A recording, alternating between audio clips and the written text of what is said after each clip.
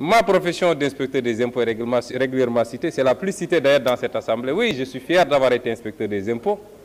Et mon jeune frère Amadou Ba, ici présent, c'est que j'ai été un excellent inspecteur des impôts. Il peut en attester. Ceci dit, Monsieur le Premier ministre, vous n'avez pas répondu à mes questions et vous en avez insuffisamment répondu à d'autres. Les Sénégalais qui nous regardent en seront témoins. La structure de l'économie, la tertiarisation et la politique axée sur la substitution de l'exportation, il n'y a pas eu de réponse. Le dépassement sur les ressources extérieures et les manœuvres budgétaires, les mauvaises pratiques budgétaires, vous n'en avez pas répondu. La protection de l'économie, les APE, les francs CFA, vous n'avez pas répondu. Le pétrole et le gaz.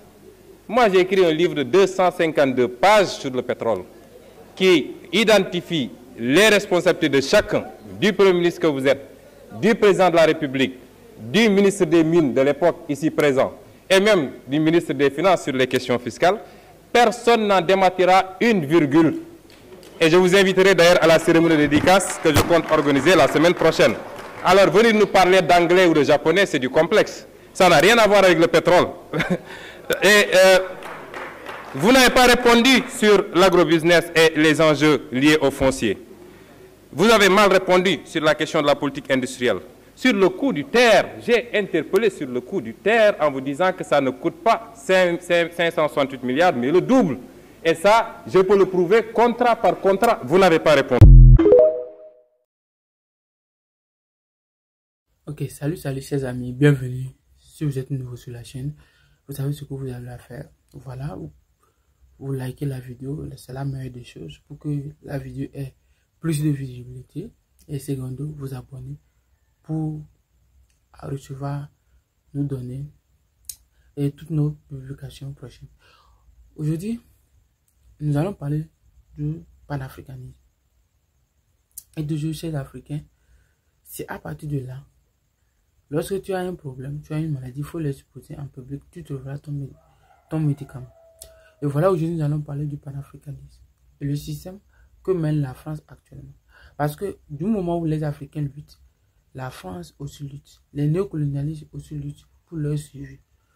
Du moment où les pays africains, la population africaine lutte, je vous dis, les néocolonialistes et les colonisateurs luttent pour leur suivi aussi. C'est pareil, c'est de la même manière ce que fait la France actuellement.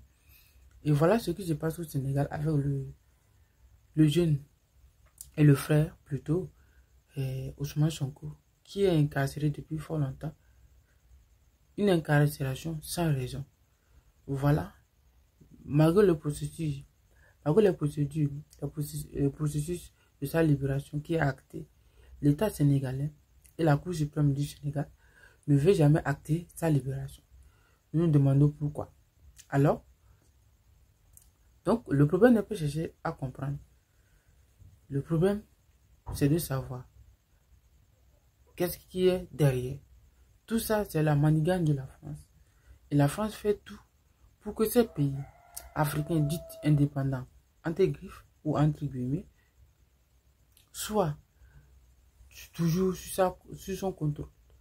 Je le dis, quand vous prenez le franc CFA, aujourd'hui, si la France perd ces pays francophones, alors, si la France fait la gestion de cette monnaie franc CFA, tous les pays africains sont partis.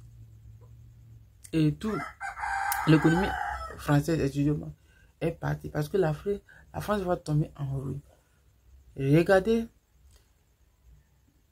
les devises que les pays africains déposent dans le trésor français. Ce n'est pas facile. Et le système qui est autour du franc CFA. Donc c'est un système qui permet à la France de pouvoir maintenir son économie là où elle est. Quand vous voyez le budget de la France, c'est à 2000 milliards. Contrairement par rapport à l'Allemagne, qui est autour de 4000 milliards. Parce que l'Allemagne, au sortir de la guerre, a su développer un système, c'est le système de l'industrialisation. Et c'est là maintenant l'Allemagne a pu faire asseoir sa puissance sur tous les pays européens. Et aujourd'hui, tous les pays européens dépendent de l'industrie allemande. Et voilà le système. Qu'aujourd'hui, la France, lui, le système que la France a trouvé, c'est de pouvoir maintenir ses colonies sous sa domination.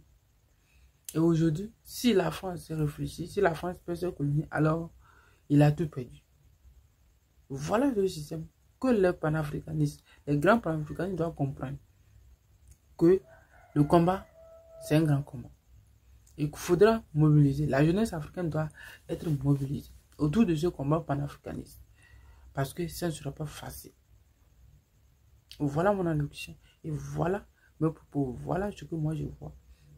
Et que toute la jeunesse, dans les amphis des classes universitaires, dans les lycées, dans toutes les écoles, tous les professeurs, tous les enseignants, je vous exhorte à enseigner aux enfants ce qui est normalement nécessaire pour le développement, pour la libération de l'Afrique, sur le néocolonialisme français en majorité. Je vous remercie. Si vous êtes là, si vous êtes nouveau sur ma chaîne, savez ce que vous allez faire. Le petit doigt, likez la vidéo et surtout, abonnez-vous. Merci.